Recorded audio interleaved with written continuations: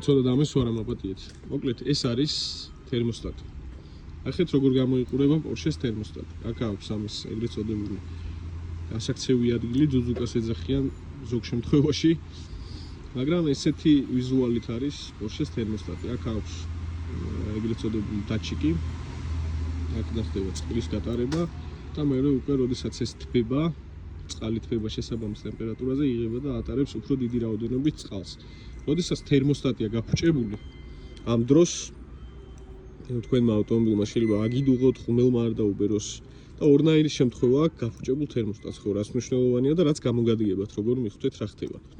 ესე იგი, როდესაც თქვენ ავტომობილზე ტემპერატურის მაჩვენებელი ნიშანი არ ადის ზემოთ, ან ტრასაზე მოძრაობთ, ან სადმე მოძრაობთ ისე რომ არ ჩერდება ავტომობილი, ტემპერატურა ვარდება დაბლა. ამ დროს თერმოსტატი არის ღია მდგომარეობაში დარჩენილი. ღია მდგომარეობაში გამოიყურება როგორ? თავისუფლად აქვს არხები არის განთავისუფლებული და პირდაპირ ხდება წყლის გატანა. რა დროსაც ხდება წყლის ცირკულაცია, ანუ გრილდება რადიატორში მაკავშირებლებში და ბრუნდება შედარებით უფრო გაგრილებული წყალი და არა ვთქვათ 40 გრადუსი.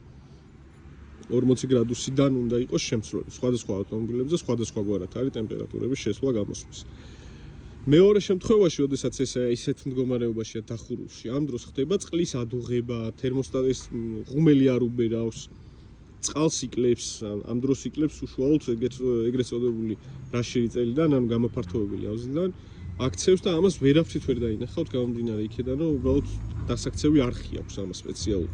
ასე რომ თუ გჭირდებათ ნებისმიერ ავტომობილზე არ აქვს მარკასთან მოდელს მნიშვნელობა, წყლის სისტემაზე თუ გაქვთ პრობლემა, წვის კამერაზე ან ელექტროდიაგნოსტირება გჭირდებათ, ან ბოლის შეშვება, ან ინჟექტორების წმენდა ტესტირება, ხო და ასევე ამაზე ვიდეოებს დავდებთ თუ როგორ მიხვდეთ რომელი დეტალი გაქვთ გაფუჭებული.